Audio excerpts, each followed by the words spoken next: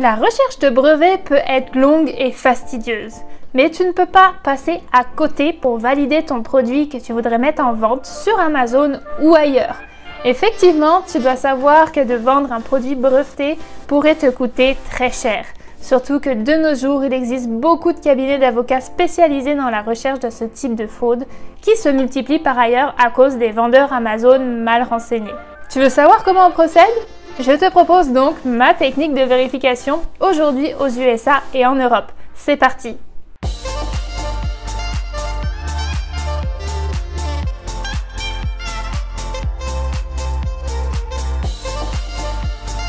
Salut tout le monde, c'est Coralie de Destination Liberté Financière.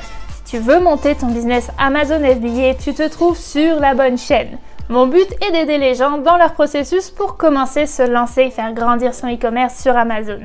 Ensuite, bienvenue à toi si tu es nouveau sur la chaîne et n'oublie pas de t'abonner. Alors, comment ne pas se retrouver avec un procès sur les bras car tu aurais volé la propriété d'un autre en copiant son produit? Je te dirais déjà assez simplement de bien effectuer ces recherches et au moindre doute abandonner ou alors faire affaire avec des professionnels. Mais il faudrait vraiment que le produit en vaille le coup et t'en assurer car les frais de spécialistes ne sont souvent pas donnés. Cela va aussi bien pour les noms de marque, logos et les produits eux-mêmes. C'est donc sur ce dernier que l'on va se concentrer aujourd'hui. On va décortiquer ça en 4 points. En 1, la recherche aux USA. 2. Les brevets internationaux. 3. La recherche des brevets français, européens et internationaux. Et en 4. Les brevets sur Google. Avant de commencer, je vous partage rapidement le groupe Facebook AMZ FBA Destination Liberté Financière pour pouvoir venir échanger et poser toutes tes questions où je me ferai un plaisir d'y répondre personnellement. Donc c'est parti, reste bien jusqu'à la fin, je te parlerai d'une de mes expériences personnelles ainsi que celle de Dan Rogers qui a vécu une histoire d'horreur avec l'un de ses produits pour maximiser tes chances de ne pas tomber dans une mauvaise histoire toi aussi. Alors petit 1, la recherche aux USA. Premièrement, il te faudra identifier les mots-clés ainsi que les synonymes et les termes équivalents qui décrivent ton produit. Ensuite, il te faudra aller dans un premier temps sur la base de données sur les brevets de l'US Patent and Trademark Office, appelé aussi l'USPTO, qui comprend le texte intégral de brevets accordés à partir de 1976 jusqu'au présent, et les images en format PDF de tous les brevets de 1990 à nos jours. Je vais te mettre tous les liens dans la description, ne t'inquiète pas. Donc, il faudra que tu sélectionnes Quick Search dans la base de données de l'USPTO. Et c'est là que tu entreras tes mots-clés dans la boîte de recherche. Ensuite, tu peux regarder dans la liste si tu trouves déjà le même produit, ce que tu veux vendre en fait. À partir de là, si ton produit est listé ici, tu regarderas dans le document la date de validité. Si c'est dépassé, c'est bon. Sinon, on abandonne l'idée. Si tu ne trouves qu'un objet qui est similaire, tu peux encore affiner ta recherche. Pour ça, tu vas noter le symbole de classification de brevet comme ici. Si je clique sur ce document, je le trouverai à cette place exactement. Maintenant, tu n'auras plus qu'à le rentrer dans la boîte de recherche comme précédemment et regarder encore une fois si tu trouves ton produit. Alors, pour vous montrer un peu comment ça se présente le document sur l'USPTO, pour un brevet, ça va être comme ça. Les photos, la description et tout ce dont vous avez besoin de savoir, comme la date de publication bien sûr, etc.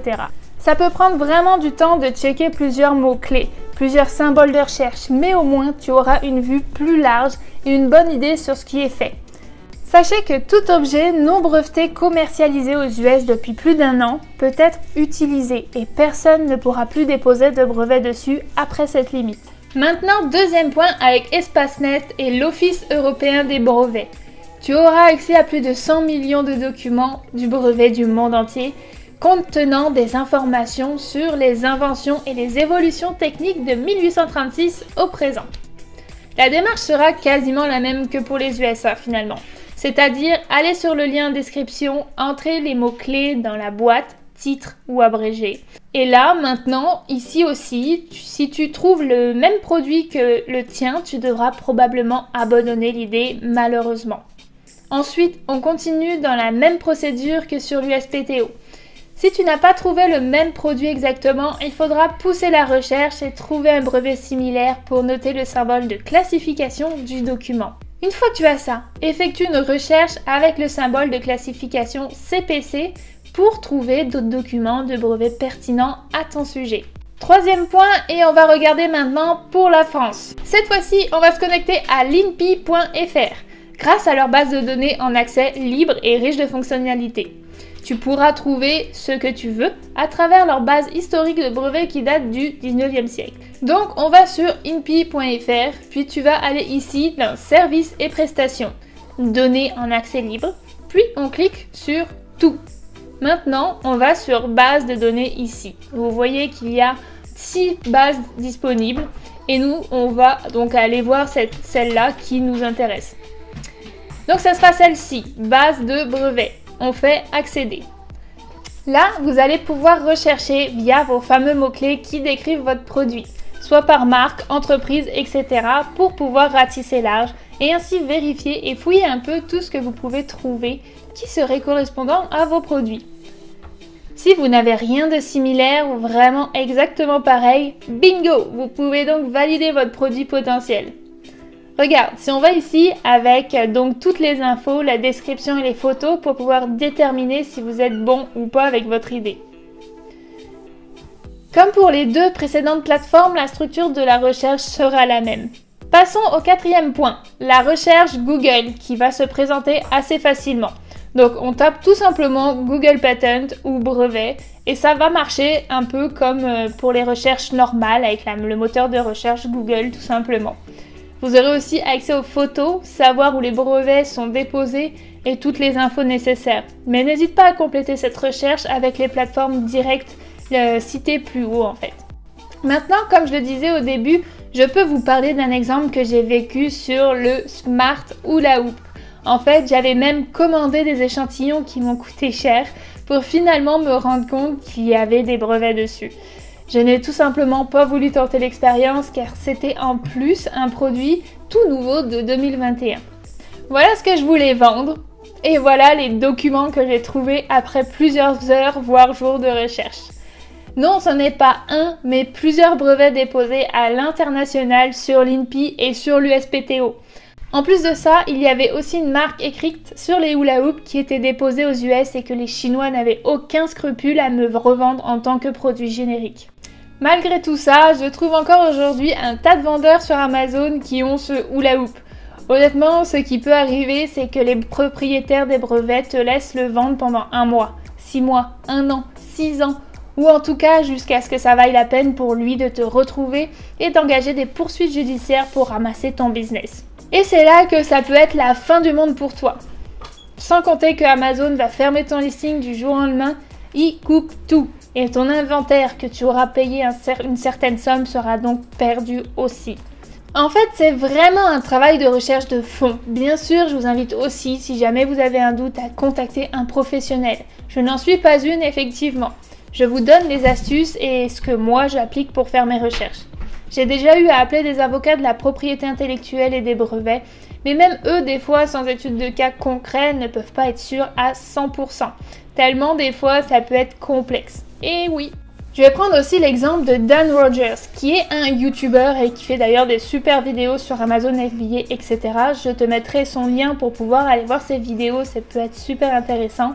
Mais lui, pour le coup, il a eu une grosse compagnie qui a fait une plainte car il utilisait un signe qui pouvait représenter la marque de la compagnie en fait pour faire des ventes.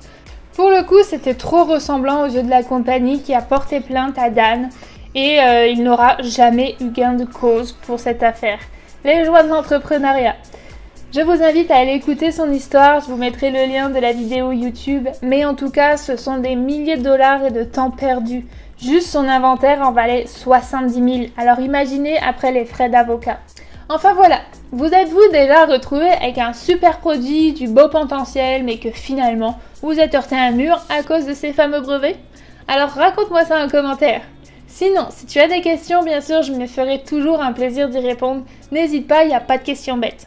Sur ce, laisse un pouce en l'air si tu as apprécié et appris quelque chose aujourd'hui. Un petit commentaire, ça fait toujours plaisir et abonne-toi en activant la petite cloche si ce n'est pas encore fait. Et surtout, à bientôt à toute la communauté québécoise et française. On ne lâche rien. Ciao ciao!